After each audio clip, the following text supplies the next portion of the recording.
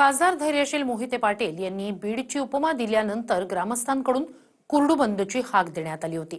यानंतर धैर्यशील मोहिते पाटीलच अकलूजचे वाल्मिक कराड असं म्हणत कुरडूचे माजी सरपंच अण्णा ढाणे यांनी टीका केली। हे नेमकं प्रकरण काय, त्याची सुरुवात कुठून झाली पाहूया। माढ्याचे खासदार धैर्यशील मोहिते पाटील यांनी कुरडूमध्ये बीडपेक्षाही गंभीर परिस्थिती असल्याचं वक्तव्य केल्याच्या निषेधार्थ कुरडू बंदची हाक देण्यात आली होती। दरम्यान धैर्यशील मोहिते पाटीलच अकलूजचे वाल्मिक कराड असल्याचं म्हणत कुरडू बंदमध्ये माजी सरपंच अण्णा ढाणे यांनी टीका केली। तर यावर बोलताना आपल्यावर आरोप करणाऱ्याला कायदेशीर भाषेत उत्तर दिलं जाईल असं म्हणत धैर्यशील मोहिते पाटील यांनी प्रत्युत्तर दिलंय। कुरडूमध्ये जावावं, जनता एवढ्या दहशतीखाली वागते।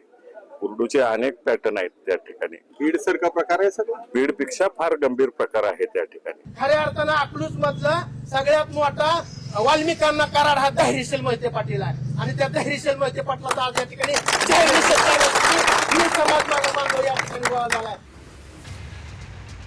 माजी सरपंच अण्णा ढाणे यांनी खासदार धैर्यशील मोहिते पाटील यांच्यावर गंभीर आरोप केलेत। धैर्यशील मोहिते पाटील अकलूजचा वाल्मिक कराड असल्याचं त्यांनी म्हटलंय। खासदार मोहिते पाटील यांनी 50 खून करून आणल्याचा गंभीर आरोपही अण्णा ढाणे यांनी केलाय। आता या आरोपामुळे या सगळ्या प्रकरणाला राजकीय वळण लागण्याचं चित्र निर्माण झालंय। आज हा लोकप्रतिनिधी जो खासदार आहे तो या माध्यमातून आमचं खून करणार आहे का? तर अकलूज मध्ये खऱ्या अर्थाने बिहार आहे। दादा तांबुळीचा खून कोणी केलाय, आजबेचा खून कोणी केलाय, देवकर म्हणून पोरगा आहे त्याचा खून कोणी केलाय, त्या 50-60 खून आज त्या अकलूज मध्ये आहेत। मी कोणालाही उत्तर देणार नाही। माझ्यावर आरोप करणाऱ्यांना ही लोकशाही आहे, त्यांनी बिनधास्त माझ्यावरती आरोप करावे। मी कायद्याच्या भाषेत त्यांना उत्तर देईन। दरम्यान गाव बंद ठेवून प्रश्न सुटणार नाही, वेठीस धरू नये असं मंत्री जयकुमार गोरे म्हणाले। तसंच वाळू तस्करी, मुरुम तस्करी यासाठी कोणी कितीही दबाव आणला तरी कारवाया थांबणार नसल्याचं जयकुमार गोरे यांनी यावेळी स्पष्ट केलं। झालेलं उत्खनन हे बेकायदेशीर होतं आणि ग्रामस्थांनी या संदर्भात काही लोकांचा विषय आहे, अख्ख्या ग्रामस्थांचा नाही आहे। त्यांनी ग्रामस्थांनी त्या अशा काही लोकांनी गावालाही वेठीला धरू नये। वाळू तस्करी, मुरुम तस्करी आणि कुठलंही बेकायदेशीर उत्खनन हे या जिल्ह्यामध्ये चालू दिलं जाणार नाही आणि कोणी कसलंही प्रेशर आणलं तर त्याच्यावर कारवाई होईल।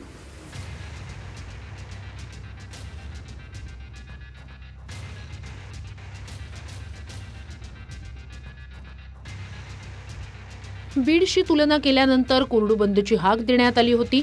मुख्यमंत्री फडणवीसांनी कुरडू गाव दत्तक घ्यावं, आमच्या मागण्या मान्य न झाल्यास सोमवारी कुरडूवाडीत हलगीनाथ घंटानाथ मोर्चा काढणार असं अण्णा ढाणे म्हणाले। कुरडूमध्ये मुरुम कारवाईला गेलेल्या महिला IPS अधिकारी अंजना कृष्णा यांना अजित पवारांच्या कार्यकर्त्यांनी थेट फोन जोडून दिला होता। त्यानंतर अजित पवारांनी धमकावणीच्या सुरात त्यांच्याशी केलेला संवाद समाज माध्यमांवर व्हायरल झाला होता।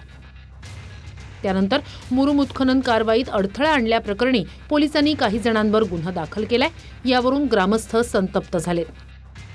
ते रेव्हेन्यू डिपार्टमेंट आणि होम डिपार्टमेंट हे दोन्हीही उपमुख्यमंत्र्यांच्या आदेशाखाली येत नाही, तरी त्यांनी फोन करून जर केलं असेल तर रूल्स ऑफ बिझनेस प्रमाणे पण त्यांच्यावर कायदेशीर कारवाई होते।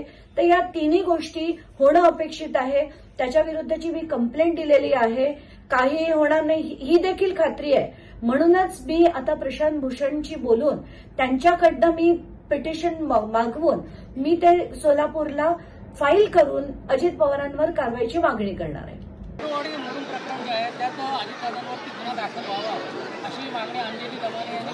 जे काही नियमाने असेल ते करा, मला त्याबद्दल जे काही मी ट्विट करायचं ते केलेलं आहे। दरम्यान अजित पवार स्वतःला रॉबिनहूड समजतात का असा सवाल राजू शेट्टींनी केलाय। तर घडलेल्या घटनेवरून त्याचा उद्देश समजून घेतला तर अजितदादांचं लक्ष काय होतं ते तुम्हाला कळेल। कार्यकर्त्याऐवजी अजित पवार अधिकाऱ्यांचं जास्त ऐकतात अशी ओळख असल्याचं दत्ता भरणे म्हणाले। राज्याचे उपमुख्यमंत्री नामदार अजितदादा पवार आजकाल रॉबिनहूड सारखं वागायला लागलेले आहेत आणि म्हणूनच कार्यकर्त्यांच्या तक्रारीकडे लक्ष देऊन सत्यता न तपासता वरिष्ठ प्रशासकीय अधिकाऱ्यांना दमबाजी करणं, अशा प्रकारची दादागिरी अजितदादांची चालू आहे. उलट आमच्या सभागृहामधले आमदार मंत्री हे उलट आमची त्यांच्यावरती एक सगळ्यांची एक कुरकुर असते त्यांच्यावर की दादा अधिकाऱ्यांचं सगळं ऐकतात आणि अधिकाऱ्यांना खरंच सांगतो संरक्षण देणारा एक नेता म्हणून त्यांची ओळख आहे.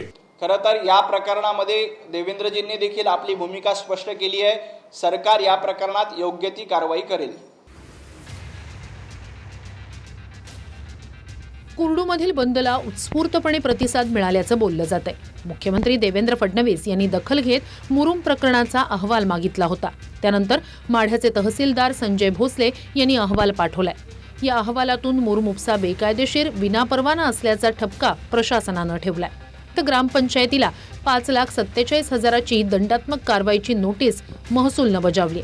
या अहवालावर गावकऱ्यांनी आक्षेप नोंदवत अहवाल खोटा आणि चुकीचा असल्याचं म्हटलंय.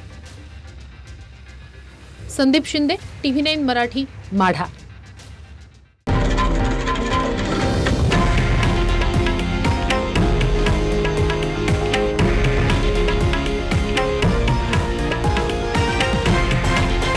हे आहे देशातील नंबर 1 न्यूज नेटवर्क आणि आपण पाहत आहात TV9 मराठी, एकमेव.